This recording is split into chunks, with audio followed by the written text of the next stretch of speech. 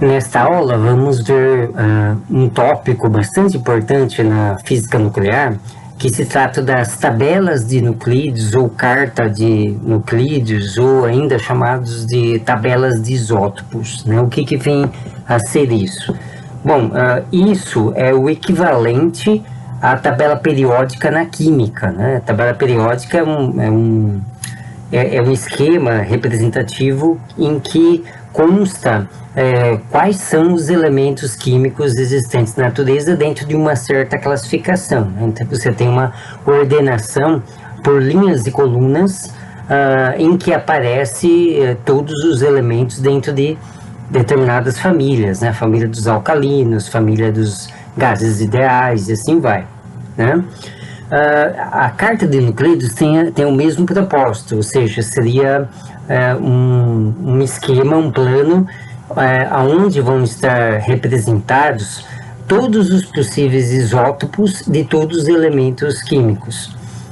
Normalmente, a tabela de nuclídeos, ela é configurada num plano em que num dos eixos é o Z, ou seja, o número de prótons do núcleo, e no outro eixo está o N, o número de nêutrons no núcleo, né? Então, cada ponto dentro desse plano representa um isótopo diferente de um dado elemento, né? O esquema, né, a aparência geral de uma tabela de nuclídeos tem essa configuração aqui, né? Ela aparece como uma mancha posicionada mais ou menos ao longo da diagonal principal deste plano aqui, né? E no caso particular deste site, né, as tabelas de núcleos podem ser encontradas em sites específicos na internet. As cores aqui são atribuídas à meia-vida dos elementos, né? Então aqui tem uma escala em que você tem mais próximo do azul e do vermelho elementos de meia-vida longa, e mais próximo do vermelho, do amarelo, elementos de meia-vida curta, né? E normalmente se coloca o preto como a cor que vai representar os elementos estáveis. Então vocês veem que tem uma espécie de uma linha, que é a parte central desse diagrama, constituído de pontos pretos. Cada ponto preto deste vai ser um elemento estável, né, que não pode decair pelos decaimentos conhecidos. Este é um exemplo, né, de um site em que você tem uma tabela de nuclídeos, né? Se você pode, vamos dizer assim, analisar e consultar diversos sites na internet. Se você for no Google e digitar Table of Nuclides, né, ou é melhor em inglês, toda vez que você vai fazer uma pesquisa no Google, se você puder digitar o que você está procurando em inglês, é melhor, nem que você depois passe o Google Tradutor, porque em inglês você tem uma abrangência maior, uma quantidade maior de páginas que vão vir para você, e normalmente as páginas que têm informações científicas são mais completas do que aquelas páginas em português. Então vale a pena procurar em inglês, e depois que aparece a página em inglês, se ela traz o conteúdo adequado para você, passar o Google Tradutor ali para você ter mais informações, né? Então, se você digitar no Google esse termo, Table of Nuclides, vai ver uma série de páginas, né? Então basta escolher uma, mas eu uso relativamente bastante esta daqui, que chama atom.kr com k.re.kr barra nuchart, né? Então aqui você vai ter acesso a essa página. Se você passar o cursor por cima da figura, aqui no canto superior esquerdo vai aparecer qual é o nuclídeo, né? Então aqui, por exemplo, nós temos o TC, deve ser tecnécio, né? O tecnécio 43, né, com 43 prótons e 90 nêutrons, né? Na nomenclatura da física nuclear, esse seria o tecnécio 133, porque normalmente nós designamos o isótopo pela massa atômica, ou seja, pela soma de prótons e nêutrons. Então esse seria o tecnécio 133. Se você passear o cursor na horizontal, você vai ver que vai mudar o isótopo, né, do elemento, né? Então você, se for para a direita, você vai para isótopos mais pesados, né? Então a tecnécio 106, 107, assim vai, né? E se você fizer um passeio na vertical, você mantém é que eu não estou conseguindo direito, você mantém o N, né? Vamos tentar fixar aqui no... Eu não estou conseguindo ir exatamente na vertical, mas você mantém o número de nêutrons e muda o elemento químico, né? Muda o Z, o número de prótons. Então aqui você pode encontrar informações a respeito dos nuclídeos, né? Nesse caso particular deste site, você tem um botão aqui de zoom, né? Tem um botão de mais aqui, onde você, se clicar, você tem uma ampliação da imagem e você pode arrastar a imagem para onde você quiser e você vê as propriedades de algum núcleo. Então, por exemplo, se você clicar num preto aqui, ele vai te dar, você dá 2 cliques aqui num ponto preto, né, numa região preta, e aqui aparece, esse aqui, por exemplo, é o samário 62-150, né, com 150 nêutrons, né. Então esse é um núcleo estável, né, então você não tem decaimentos, exceto se você excitar esse átomo, se esse átomo absorver uma certa quantidade de energia, então ele pode ir para os nucleons lá dentro, prótons e nêutrons podem ir em estados excitados e então emitir pelo menos gama, né? Às vezes até acontece de emitir beta nesse caso, mas ele no seu estado fundamental ele é estável, né? Aqui clicando no azul eu vou ter um radionuclídeo de meia-vida longa, né? Esse é o PM 61146, né? Então você tem também informações sobre a meia-vida do elemento. Esse elemento tem 5,5 anos, né, de meia-vida, tá? E ele é um emissor beta menos, né? Ele emite beta, tá? Então você tem informações nucleares, né? Um outro exemplo de tabela de nuclídeos disponível na internet e que, vamos dizer assim, eu gosto um pouco mais, digamos assim, um pouco mais adequado para nós, é o da LiveChart, né? Então vamos aqui, ele vai ser encontrado no site www, depois não vem ponto, vem um traço, nds.iaa.org/hellnsd/vchart.html, tá? Então, aqui você pode encontrar, mas você, no Google, se você digitar esse nome aqui, ó, Live Chart of Nuclides, então vai aparecer esse site aqui. Esse é um pouquinho mais adequado para a gente, porque as informações que ele traz, vamos dizer assim, são mais fáceis de serem encontradas, e aquelas que estão mais evidentes na página são aquelas que vamos precisar. Então nós vamos precisar mais imediatamente disso dentro do curso de Física Nuclear, a que esses vídeos se referem, quando nós vamos ver, né, a partir de agora, a proteção radiológica. Então, para você estimar a dose de radioatividade em alguma situação de disposição ou contaminação por radionuclídeos, então você precisa de informações sobre a meia-vida, sobre o tipo de radiação que um dado radionuclídeo emite, e essas informações todas podem ser encontradas aqui no LiveChart, né? Então, da mesma forma que na outro, se você passar o cursor por cima da região, né, de nuclídeos, vai aparecer do lado do ícone algumas informações iniciais sobre o radionuclídeo, né? Então, esse que está aparecendo aqui seria o xenônio 124, né?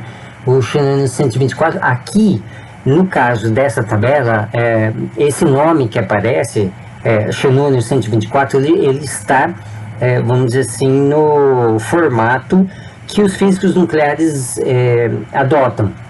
Então, 124 significa soma de prótons e nêutrons, né? Mas aqui um pouquinho mais à direita, se você vê nas informações que apareceram aí, você tem um N igual a 70, então significa que esse radioisótopo vai ter 70 nêutrons, e o Z54, então significa que ele, vamos dizer assim, tem 54 prótons, né? O número atômico dele é 54, que é o número do xenônio. E também você tem um recurso de amplificação, só que o recurso de zoom, né, amplificação se encontra aqui. Então, se clicar com mais, você também pode ter uma amplificação de uma região específica da tabela de nuclídeos, né, e você pode explorar ela com mais detalhes. Então, vou colocar aqui no menos, né, voltar no inicial. É importante lembrar o seguinte, que aqui nessa região toda é a região em que nós temos radionuclídeos em que é possível fazer alguma mensuração, né? Medir alguma propriedade do núcleo. Não significa que não seria concebível você ter nuclídeos nessa região e nuclídeos nessa região. Mas se tratam de regiões em que o número de prótons se diferencia muito do número de nêutrons. Então, se eu pegar aqui uma região de baixo Z, né, e caminhar para o lado de cá,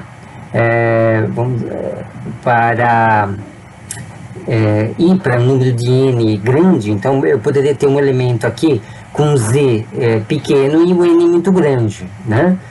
Então eu teria um desbalanço muito grande entre o número de prótons e nêutrons. Normalmente, quando você tem uma diferença exagerada entre prótons e nêutrons, a meia-vida do elemento tende a ser mais curta.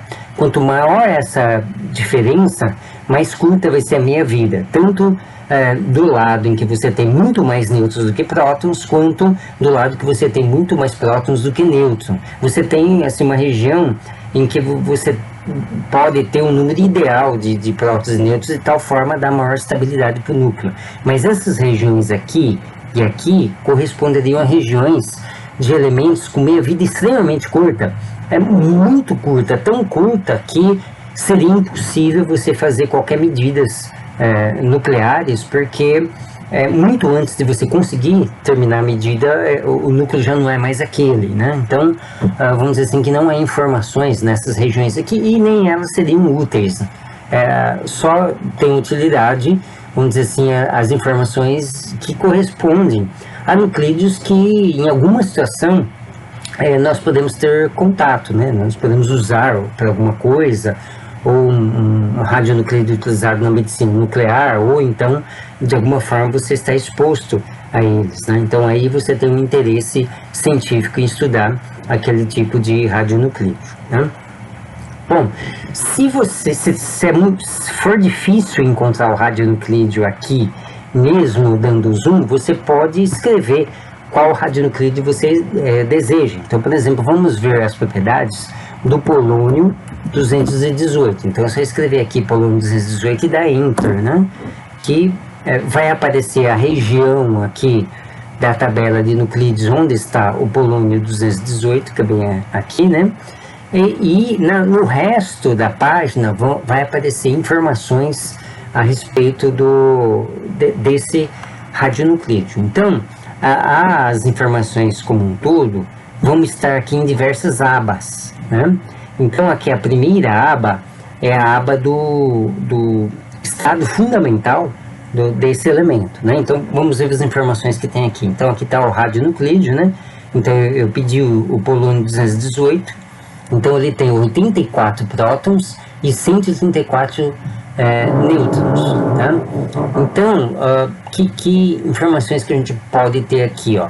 Aqui, nessa parte, seria ou a abundância relativa do elemento ou a meia-vida. No caso, é meia-vida porque se trata de um elemento instável. Então, esse radionuclídeo ele tem uma meia-vida de 3,098 minutos, né? Então, essa aqui digamos assim, uma média das medidas que já foram feitas, tendo os erros como pesos, né? Publicado nas diversas revistas científicas. Então, a Comissão Internacional de Radioproteção, a Comissão Internacional de Energia Nuclear compila esses dados, né? E está constantemente os revisando. Então, se aparecer alguma medida bastante precisa que se difere um pouquinho disso, então esse valor está sujeito a mudar. Mas no caso, por exemplo, do polônio 218, como ele tem uma meia-vida da ordem de minutos, não é uma meia-vida tão difícil de se medir, é pouco provável que esse número vá mudar com o tempo, né? Ele muda de acordo com a ampliação do nosso conhecimento, né? Já se você pegar um elemento de meia-vida extremamente curta, então, como por exemplo, elementos que têm meia-vida da ordem de microsegundos, então aí é provável que nos próximos anos você tenha alguma alteração nas últimas casas decimais do número que aparecer aí, né? Bom, aqui eu tenho a minha vida em minutos, né? Vai estar escrito aqui a unidade em que o tempo se encontra, e aqui a minha vida em segundos, né? Então ele já faz a conversão aqui. Ele também nos informa qual que é o modo de decaimento desse radionuclídeo, né? No caso, praticamente todos esses, os polônios 218 decaem com alfa, né? Então seria 99,98% de probabilidade dele decair em alfa, né? E uma pequena probabilidade, 0,02%, de decair em beta menos. Então a gente pode considerar que todos decaem como alfa, né? E aí, outras propriedades vão aparecer à frente, mas que são propriedades que ainda nós vamos ver, a maioria delas na parte de física nuclear teórica, né? Então, por exemplo, a energia média de ligação entre os nucleons e exatamente qual que é a massa atômica desse núcleo, né? Bom, eu tenho outras informações também. Provavelmente, para calcular a dose, vamos precisar da energia com que essa alfa é emitida. Então, eu tenho aqui a aba, radiação de decaimento, né? Então, aqui você tem outras informações de como que é o decaimento, né? Então, vamos ver aqui que informações. Então, por exemplo, aqui está escrito que o polônio 218 ele decai em alfa, né? E qual que é o elemento filho, né? O elemento filho é o polônio 214, né? Então também nós sabemos que elemento que vem depois. Então, no caso de cálculo de dose, vou ter que ver se esse elemento que é formado a partir do decaimento do polônio 218 também não é radioativo, e eu vou ter que considerar o decaimento dele também, né? Vamos ver o que mais que nós temos aqui de informação. Deixa eu ver se eu peguei todas as informações contidas aqui, né?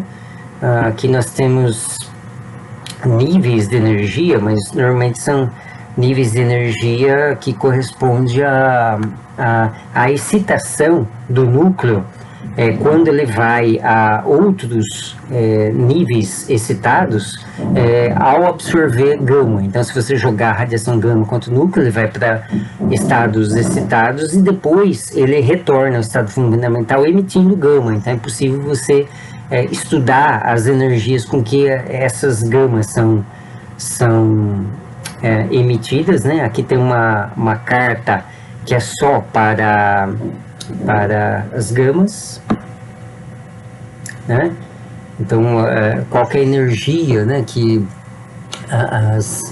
a radiação gama tem, né? Aqui, aliás, aqui são os níveis de energia, né? Então, pela diferença dos níveis de energia, você sabe os níveis que são emitidos, né? As energias com que são emitidas, né? Aqui tem uma informação importante, né? No caso do polônio 218, ele decai por alfa, né? Aqui, vamos ver o seguinte, se ele dá uma série de informações aqui também, se eu quiser olhar por aqui, também, por exemplo, eu posso selecionar aqui o principal modo de energia, né? Então, de decaimento, o principal tipo de decaimento, ele vai me dar algumas informações sobre isso. Então, mas a informação mais importante que nós vamos precisar está aqui nessa aba, radiação de decaimento, né? Então, no caso do polônio 218 especificamente, nós temos, se nós formos para baixo aqui, né? Nós temos que ele é um emissor alfa, e aqui vão estar as propriedades da alfa que é emitida, né? E aqui na primeira coluna nós temos a energia com que ela é emitida, né? Só precisa tomar cuidado que essa energia está em kV, ela é 5.181,2 kV, portanto 5,18 ou 5,2 MeVs, né? Milhões de elétron-volts. Então, essa informação é muito importante quando nós vamos calcular a dose de radioatividade devido ao contato com algum radionuclídeo, né? Se o decaimento beta fosse provável também, não fosse tão improvável, nós deveríamos considerar também a energia da beta, né? Então, desculpe, aqui vocês veem que tem a possibilidade de emissão de duas alfas diferentes, né? Mas essa aqui que é a mais provável. Vocês veem aqui que está 99,97, alguma coisa, né? Que é a porcentagem com que ela é emitida. Então, o correto é você considerar que a energia é de 6.000 kV, ou 6 MeVs, né? Então, essa é a energia de emissão que é considerada para o polônio 218 quando você vai calcular doses, né? Então, aqui só por brincadeira, vamos voltar e vamos escolher aqui um radionuclídeo ao acaso, né? Se a gente for mais para cá, nós vamos estar lidando com radionuclídeos mais pesados, né? Núcleos mais pesados, e aqui para cá, núcleo mais leves, né? Então, vamos ver esse aqui, ó, o cobalto 54. Cobalto 50, tem um cobalto que é utilizado em medicina nuclear, que é o cobalto 60, né? O cobalto 54, então, seria um isótopo diferente, né, desse cobalto. Ele teria 27 nêutrons e 27 prótons, né? Então, se nós formos ver aqui no estado fundamental, vamos ver que informações que nós podemos ter, né? E nós temos qual que é a meia-vida dele, ó. Esse é um elemento de meia-vida curta, é 193 milissegundos, né? Então tem aqui a meia-vida em segundos, da ordem de 10 a menos 5 de segundos, né? E ele decai com beta+, né? Então, o decaimento dele, 100% de chance dele decair em beta+, né? Aqui há outras informações, mas que são importantes para a física nuclear teórica, né? Uma delas, por exemplo, é vamos ver aqui, né? O quando que o elemento foi descoberto, né? Esse elemento foi descoberto, esse radionuclídeo, aliás, não elemento, radionuclídeo foi descoberto em 1952, né?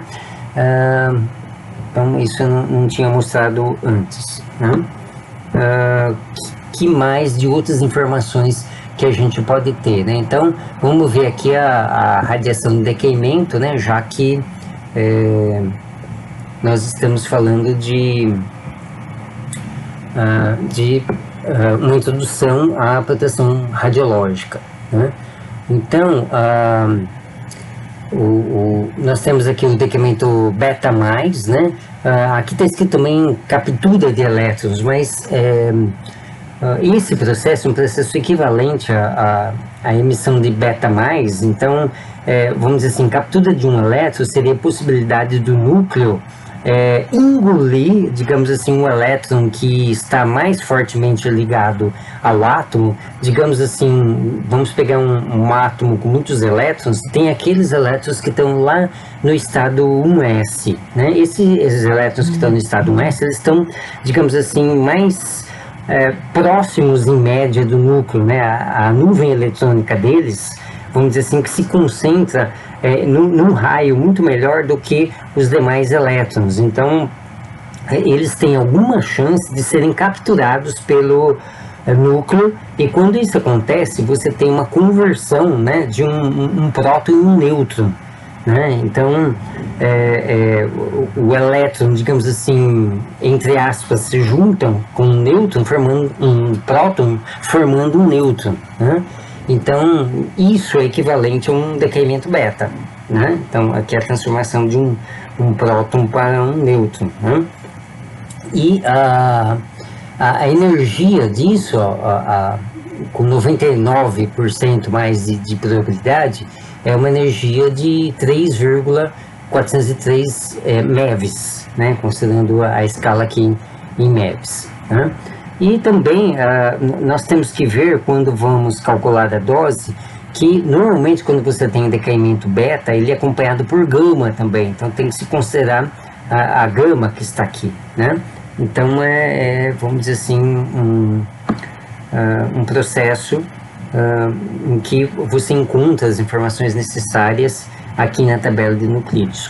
Quando formos fazer exercícios de cálculo de dose, nós vamos voltar a essas tabelas e vamos usá-las, né? Então agora é apenas para fazer uma apresentação. Agora vamos pegar um elemento leve, né? Vamos pegar aqui o carbono 14, né? Então C14. Ele encavalou com o outro. Então vamos apagar o que estava aqui, vamos botar C14 dentro. Né? Então aparece aqui o carbono 14, né? Em vermelho.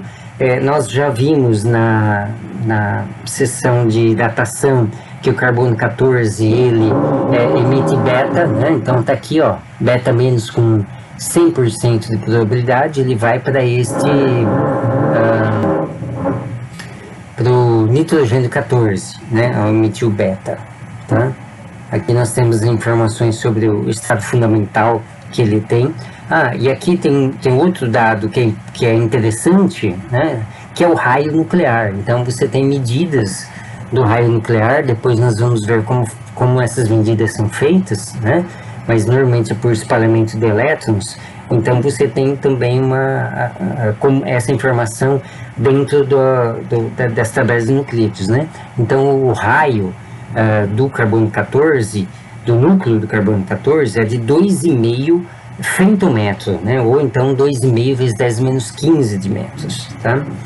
Então também vai haver outras informações que, de acordo com o que nós vamos ver ainda para frente, então informações sobre, por exemplo, spin e paridades nuclear, que é esse termo aqui, né? O J é o spin e o π é a paridade, né? Vamos ver o que é isso também, mas o spin do núcleo do carbono 14 é zero, né? Então ele é um elemento que não tem spin. E